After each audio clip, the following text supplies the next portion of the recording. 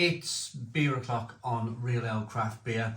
Thank goodness I did a Google search on the Hairy Bikers before I started this review. I'm not really a television person. I don't really watch normal kind of like run-of-the-mill BBC, ITV, that sort of thing, Channel 4. I watch a little bit of Grand Designs, that sort of thing. But generally run-of-the-mill television, a lot of you know I don't watch it, I don't follow it.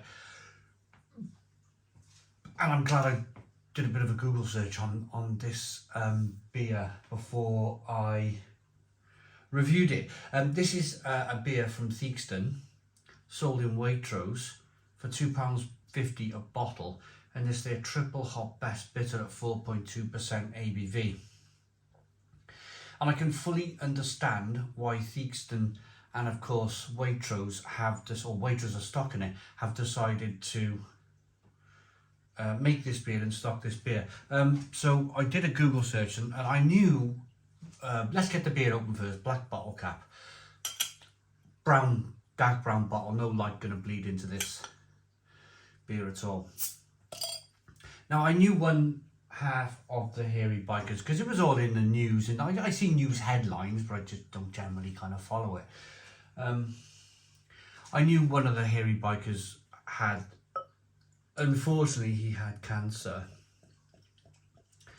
and I was about to review the beer, and I was about to say well done on his recovery. I'm glad I looked at Google because as it turns out, unfortunately, David Myers didn't recover and he died of cancer. He had a 2-year cancer battle. So I presume, and this is the thing in life, you can easily presume, can't you? I think a lot of people do. I was thinking to myself, right, they brewed this beer, part celebration that he's alive, and part kind of like fundraiser, if you like, making them a little bit of money. No, but it turns out, sadly, the poor man passed away. I think it was the summer of this year, so the summer of 2024. So this really is probably a celebration of Dave Myers' life, and of course the success of the Hairy Bikers. Now I've done a little bit of research about them. Apparently there were 2 bikers that travelled the country sampling different foods, and what an amazing thing to do. What an amazing thing to do, because essentially you know, it's something that I love to do that. When I visit Manchester, or when I visit York, when I visit wonderful places you know, around the UK and Europe, but I love to sample food. I love to sample different beers, and yeah, to make a living doing that, and to enjoy life, and you know, can you imagine just jumping on your motorbike and traveling to another city and drinking some beer and eating some great food?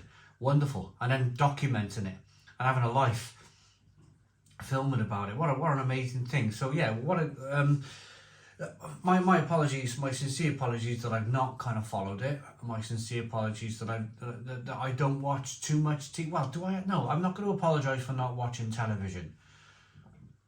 I'm not going to apologise for that, but I'm going to apologise for almost getting it completely wrong. So on we go then. We got a chestnut bitter here. Good levels of small carbonation. Now Theakston make fantastic beer anyway, so I'm looking forward to this. 4.2% ABV. Good clarity on the beer. Let's get the aroma. Oh yeah. They've made a decent beer here.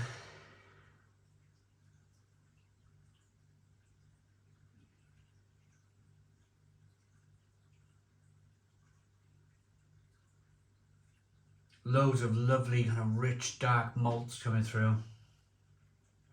Dark brown bread. Biscuity and nutty.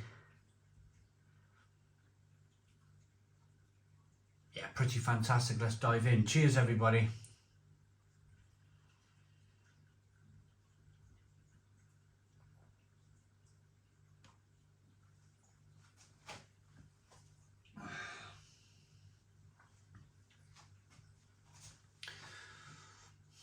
Yeah.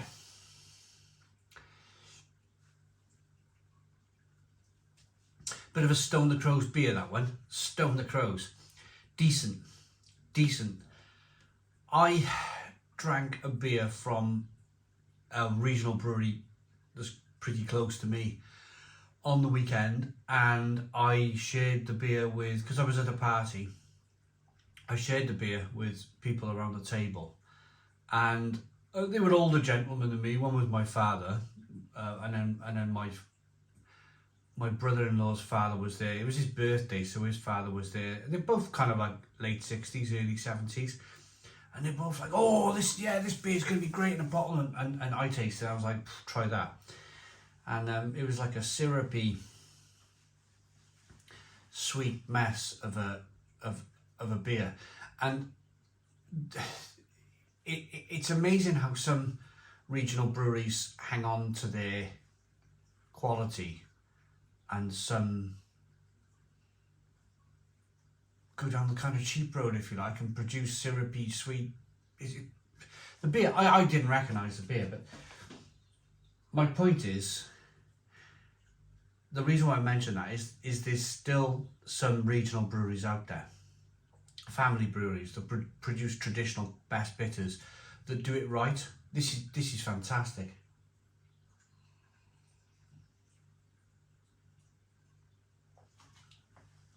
Good, creamy, rich mouthfeel. It's nice and hoppy. It's got a lovely biting, bitter finish on the back end. A little bit touch of licorice, spicy pepperiness coming through. Hoppy, herbal, beautiful brew. But that's the back end. The beginning of the beer is all about kind of like biscuity malts, bready, biscuity malts, and a nuttiness that comes through that just helps to balance the beer. The beer is fantastically well balanced between hop, malt and hop, and it's just if it was a tightrope, it would be perfect. And for me, balance is always so important when it comes to producing really good beer, and this has balance in abundance.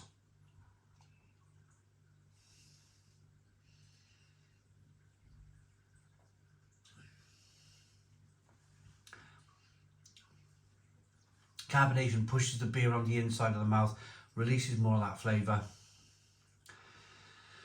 I'd be inclined, I mean, £2.50 a bottle, I'd be inclined to drink 4 pints of this.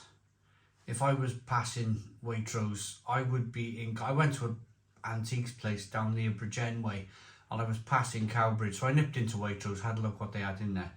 I was looking for the Camden Town Christmas beer, but it's not out yet. I picked up the Fuller's Vintage Ale, so that's coming to the channel soon. That's generally a staple Waitrose beer every year. Fantastic, that stuff, it really is. And I've seen this, but my point is, yeah, I spent £10, 4 bottles of that. Nice lump of cheese, load of crackers, enjoy my evening. Triple hop best bitter with food, and yeah, brilliant. 4 bottles for £10, £2.50 a bottle, perfect. In terms of the descriptions on the front here, a perfect combination of Challenger, Admiral and Pilgrim hops, complements a mash of pale and crystal malt, 100% British. So yeah, one last thing on the Hairy Bikers. It's kind of unfortunate, I suppose, that television is in the way. I've even, very quickly on this, I've even noticed Grand Designs. Grand Designs has changed. The last 2 years, it's gone from being a proper kind of like watching people struggle and build their houses, build these fantastic buildings that they build on Grand Designs. It's gone from that to, there's always got to be a message in television. I'm explaining the reason why I don't watch television. There's always got to be a message these days. It can't be just good, honest TV. There's always got to be a message, a message on. So what's been going on Grand Designs? Some poor woman had a rare spinal thing. She lost the use of her legs, and then they had to build this kind of easily accessible disability home, and you know, I get it. I don't know. It's just there's been a few of them. There's been a few of these grand designs where it's all about the heartache. It's all about it's more to do with like the people in their lives rather than the building. And I just want to watch the building go up. I just want to watch this magnificent building being built, and it's changed, and I can see it changing, and it might be my last season watching grand designs even. I may switch off after this. It's just not the same anymore. There's always got to be a message. There's always got to be a Charlie Says. I call it a Charlie Says. There's always got to be a Charlie Says message in there. I just don't like it. I just don't follow it. So if anybody from Theakston or Waitrose or the Hairy Bikers watch this, then my apologies for not really kind of knowing what happened to Dave, and my apologies for not really watching the programme. But I just don't watch TV. But thanks for watching. Please put your comments in the comments box. Subscribe to our daily beer and food reviews. Give us a big fat thumbs up. Boom. Cheers.